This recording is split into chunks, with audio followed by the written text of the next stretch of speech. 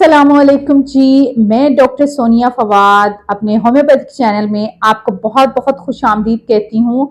और आज का मेरा टॉपिक है जी डिलेड चाइल्ड बेयरिंग, जिसका मतलब है कि कुछ बच्चियों की लेट शादी होती है तो उसकी क्या कॉजेज सामने आती हैं, क्या साइन एंड सिम्टम्स होते हैं और जो है इसकी मेन वजह क्या होती है।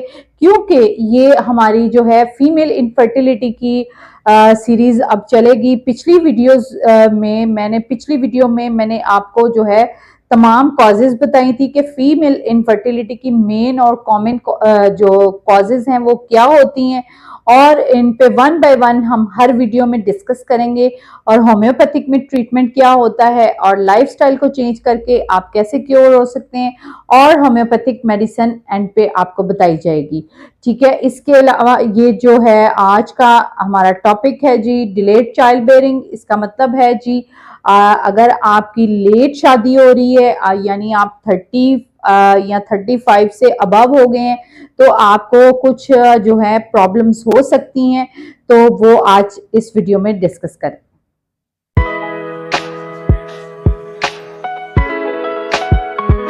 आज जो मेरा टॉपिक है डिलेड चाइल्ड बेयरिंग, यानी कुछ बच्चियां अपनी प्रोफेशनल जो है स्किल को हासिल करने के लिए टाइम ड्यूरेशन मांग रही होती हैं कि थोड़ा टाइम गुजारती रहती हैं, या कुछ बच्चियों के कुछ मसले मसाइल होते हैं, या कोई जो है स्टडीज में मसरूफ रहती हैं, या अपने प्रोफेशनल स्किल के लिए मसरूफ रहती हैं, या कुछ बच्चियों के रिश्ते नहीं होते, या बच्चों के भी, यानी मेल और फीमेल दोनों की बात कर रही हूँ। लेट शादी होने की ये भी वजह होती है कि रिश्ते प्रॉपर नहीं आजकल मिलते। जिस तरह बच्चियां अगर ज्यादा तालीम हासिल कर लेती हैं या ज्यादा वो कोई किसी प्रोफेशन की तरफ चली जाती हैं, तो उस तरह के रिश्ते के इंतजार में भी डिले हो जाता है। डिले होने के साथ क्या आपको कॉजेज फेस करनी पड़ सकती हैं। एक तो सबसे मेन जो कॉज होगी वो आपको इरेगुलर पीरियड्स हो सकते हैं। ठीक है, मिस्ड पीरियड्स हो सकते हैं। जब टाइम ज्यादा गुजरता जाता है तो हार्मोनल इम्बैलेंसेस होते हैं, आपके हार्मोन्स फ्लक्चुएट करते हैं, कभी हार्मोन ऊपर लेवल पे चले जाते हैं, कभी नीचे।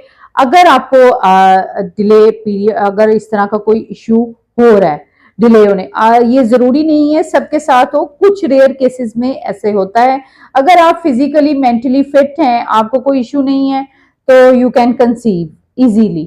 तो अब बात कर लेते हैं कि अगर आपको इरेगुलर पीरियड्स हुए हैं, ठीक है, हार्मोन्स आपके फ्लक्चुएट हुए हैं, तो फिर आपको पीसीओएस होगा, यानी पॉलीसिस्टिक ओवरीज सिंड्रोम होगा।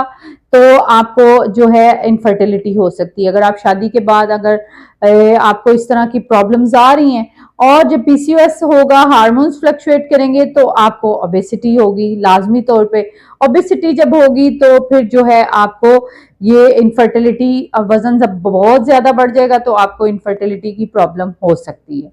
और इसके अलावा भी बहुत सी चीजें सामने आ जाती हैं। ओव्यूलेशन स्लो हो जाती है, पीरियड्स जो हैं वो 2-2, 3-3 महीने नहीं आते, अगर आते हैं तो बहुत ज्यादा आते हैं। और फिर जो है आपकी जो है साइकिल डिस्टर्ब हो जाता है।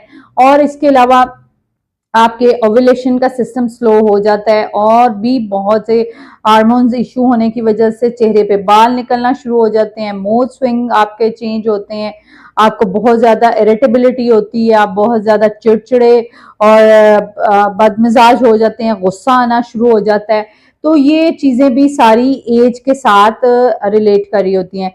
जो यानी जिस एज में, यानी 20 से 25 की जो एज होती है, उसमें आपका मूड जो है वो बहुत जो है खुशगवार रहता है, और एटमॉस्फेयर भी ठीक हो, तो आपको सारी चीजें प्रॉपर रहती हैं। तो अगर हम बात करें कि अगर आप लाइफस्टाइल की बात करें, तो लाइफस्टाइल जो है वैसे ही स्लो की तरफ चला गया है। हम बहुत ज्यादा बैठे रहने के काम करते हैं, बहुत ज्यादा और ये जो मोबाइल और कंप्यूटर्स और इस तरह की चीजों का ज्यादा इस्तेमाल है, उसकी वजह से भी ये प्रॉब्लम्स हो सकती हैं। उसके अलावा जो है आपको खाने पीने में आप बहुत ज्यादा एहतियात करें। रोजाना जो है 20 मिनट की वॉक जरूर करें।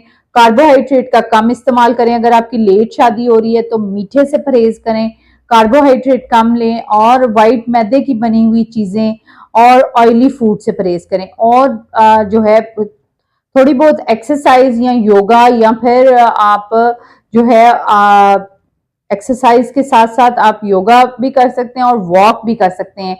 और नींद को जरूर पूरा किया करें, 7 से 8 घंटे की नींद जरूरी है।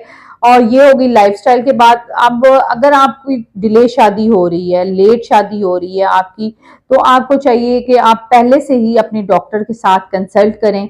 उसके साथ अगर आपको कोई प्रॉब्लम आपके साथ हो रही है तो आप डॉक्टर के साथ जरूर कंसल्ट करें, शादी से पहले ही कंसल्ट करें और ट्रीटमेंट करवाएं।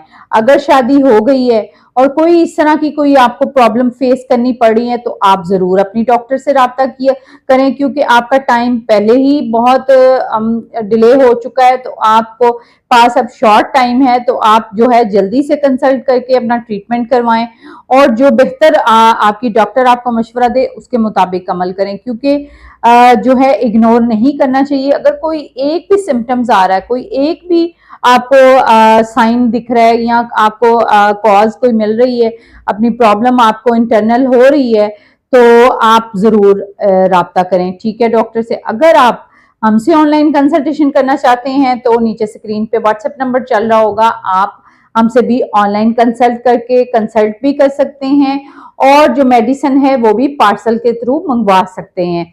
तो जो है अभी तक अगर आपने मेरा चैनल सब्सक्राइब नहीं किया तो जल्दी से सब्सक्राइब कर लें, साथ बेल आइकन को भी दबा लें ताकि आपको मेरी हर आने वाली वीडियो की नोटिफिकेशन मिल सके। नेक्स्ट जो है वो भी हमारा इनफर्टिलिटी पे ही टॉपिक्स होंगे, वन बाय वन हम सारे ये टॉपिक जो है फीमेल इनफर्टिलिटी के डिस्कस करेंगे।